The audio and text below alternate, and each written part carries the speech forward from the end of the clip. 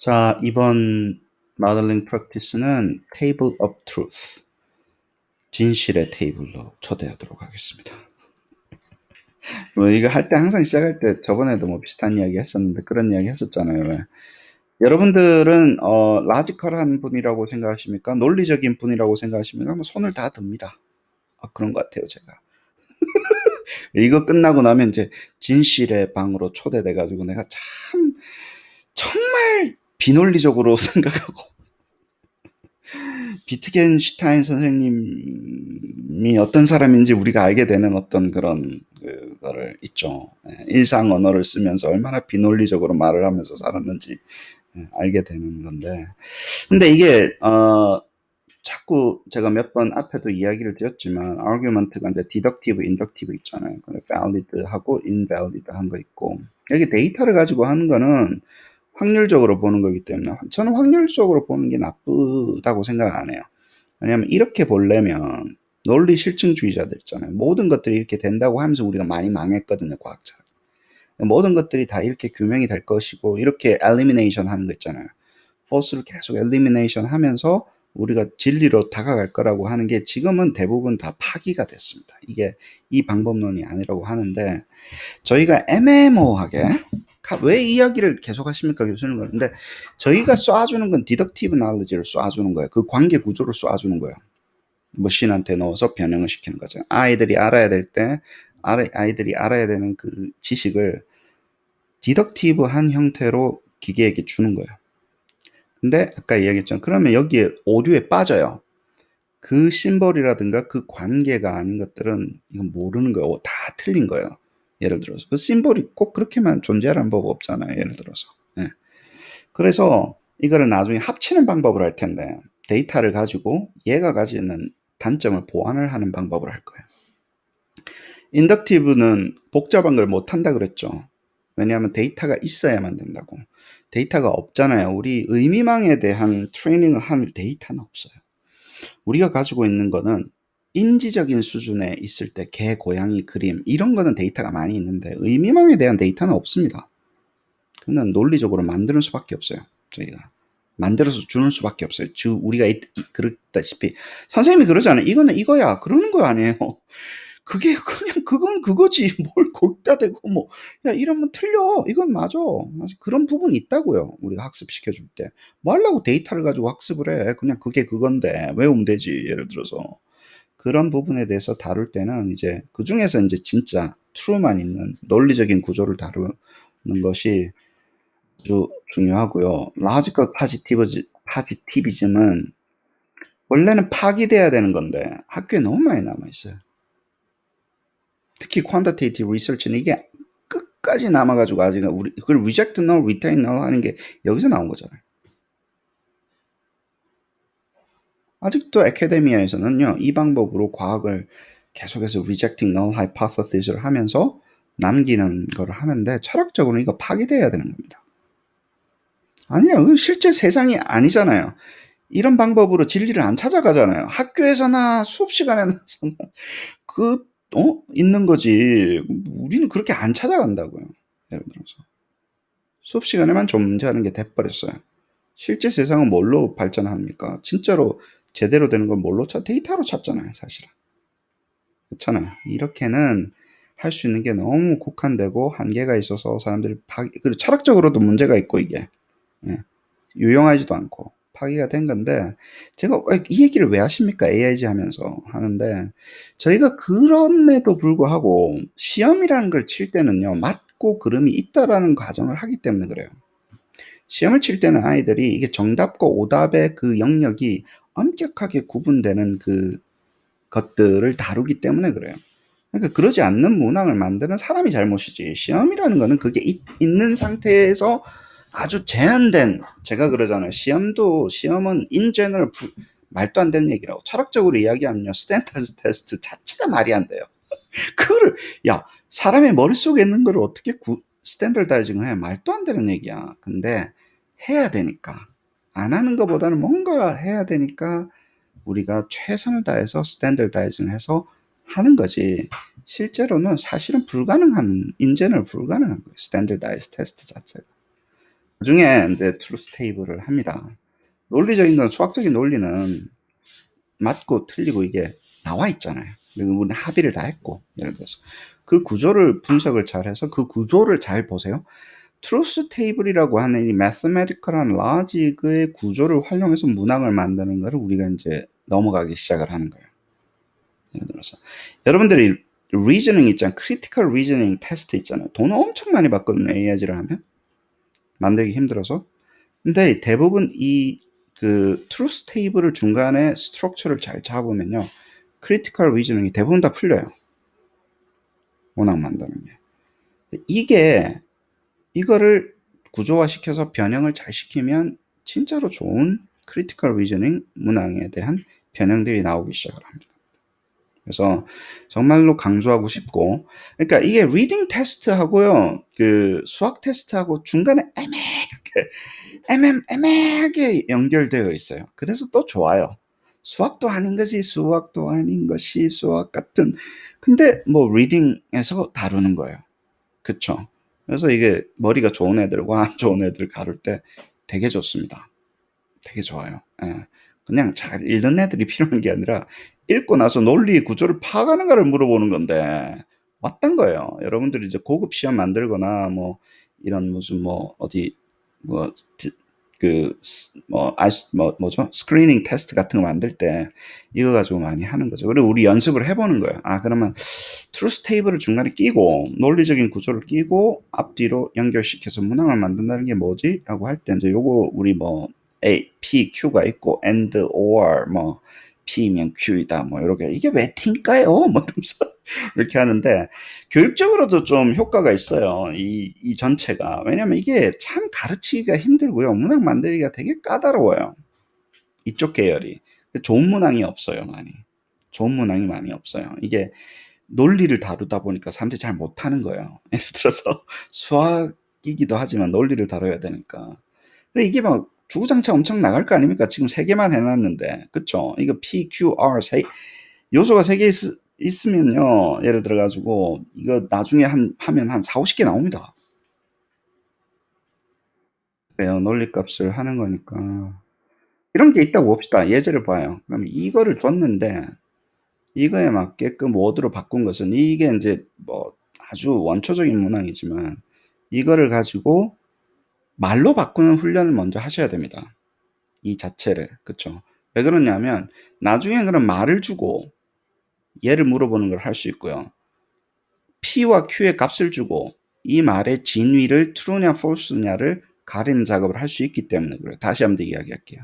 이게 중간에 P와 Q가 PQR이 true냐 false냐를 variable로 잡고 그 다음에 PQR 같은 요런 펑션을 여러 개를 놓은 다음에 그게 말로 어떻게 표현되는지를 세 단계가 어떻게 연결되는지에 대한 이슈예요. 제가 많이 만들어 본, 아니, 뭐, 많이는 아니지만, 보니까, 결국엔 그거에 다 변형인 거예요.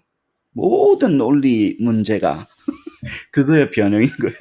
PQ를 어떻게 변형하고 몇 개 냈냐. 그리고 세 개 들어가잖아요. 그럼 거의 머리가 복잡해서 못 풀어요. 너무너무 어려운 문제가 돼요. 대부분은 이게 두 개 정도로 이루어져 있습니다. 두 개인데, 이제 여러 가지 연산의 조건이 있는 거예요. 근데 그거를 이게 P가 참이고 뭐 Q가 참이면 이 스테이트먼트가 다 참이냐 false냐 그거의 변형인 거예요. 그러면 이제 처음에 뽑는 거예요. 이제 보면서 해보는 거예요. 아, 요게 요럴 때는 요게 답인데 요게 바뀔 수 있겠네. 요 스테이트먼트가 바뀔 수 있겠네. 요 스테이트먼트가 또 Q가 바뀔 수 있겠네. 그죠? 그래놓고 카트리지처럼 딱딱 끼워 맞추면서 어디를 파라미터를 어떻게 잡아야 되는지를 설계를 한번 해보는 거예요. 그렇죠? 그 다음에 답만 찾지 말고, 그쵸. 오답에, 어떤 상황일 때 오답이 될까? 항상 그래요. 어떤 상황일 때 오답이 될까? 그래서 약간 일반화를 시켜보는 거예요. 그럼 이렇게 돼요. symbolic statement가 이렇게 뽑힐 것 같아. 안 겹치고. 그 다음에 P와 Q는 있는데, 처음에 P와 Q는 이런 statement 때 이렇게 나눠질 수 있을 것 같아. ampersand는요, 스페이스를 표현하기 위해서 그래요. 이게 not이 들어갔다가 not이 안 들어갔다 그러면 이거 띄어쓰기 때문에 좀 한 거니까 이해를 해주시고. 이렇게 한 다음에 PQ가 되는 가능한 방법을 특히 디스트랙트에서 뽑은 다음에 또 확장을 시키는 거예요. 그래가지고 워드로 한번 적어보세요. 일단 말로 적으세요. 이렇게 되는 걸 말로 한번 적어보시라고. 그 다음에 매핑이 됐죠. 그 다음에 이 말을 다시 parameterizing 하는 거예요. P와 Q를 만들고, 그쵸? 그 다음에 symbolic statement를 만들고, 그 다음에 word statement를 만들고, 그 다음에 나중에는 P와 Q의 true, false 값에 따라서 이게 값이 어떻게 되는지를 만들어서 매핑 시키는 거예요.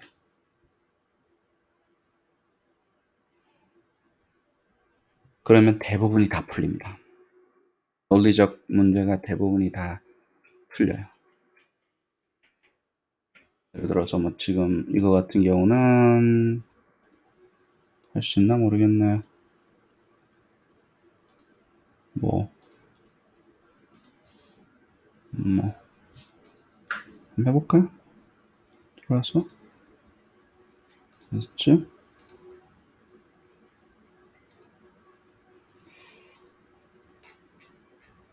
나왔나? 없는 것 같은데? 없네.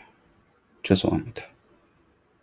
아무튼 그래가지고 테이블 오브 트루스를 만들어서 하는 방법이, 잠시만요. 뚜루뚜뚜뚜.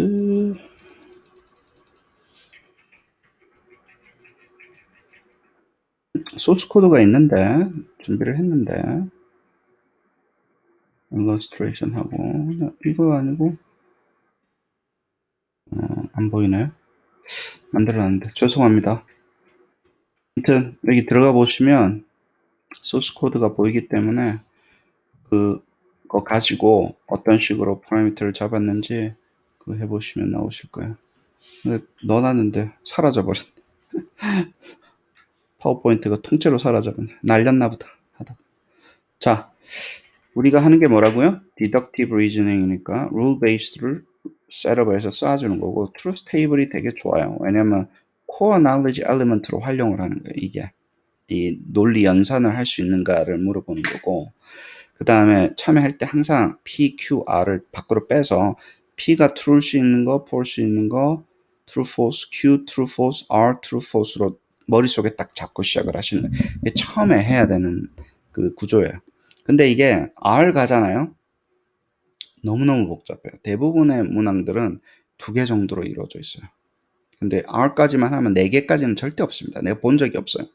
너무 복잡해서 애들이 못 풀어요. 정말. 훈련이 되어 있는 저처럼 필라소피컬한 트레이닝이 되어 있는 사람들이나 이렇게 해도 안 되더라고요. 내 머리가 이제 썩었나 봐. 못 풀겠더라고요. 예. 근데 보통 보면 이제 수능 같은 경우는 PQ까지는 엄청나게 많이 나오니까, 그죠? 3개는 안 나와도 이게 그 수능이라든가 뭐 아무튼 크리티컬 리즈닝에 상당히 많이 나오는 거고, 항상 그 symbolic truth table 자체를 중간에 끼고 하는 거예요. PQR의 값이 바뀌었을 때 symbolic truth table이 어떻게 형성되는지를 잘 보시고, 물어보는 문제가 그거에 해당하는 거에 대한 질문이에요. 질문도 여기 따라 바뀌는 거예요. 그래 놓고 그 symbolic truth table을 symbolic statement를 일반 word statement로 바꾸는데, 그 word를 parameterizing 하는 거예요.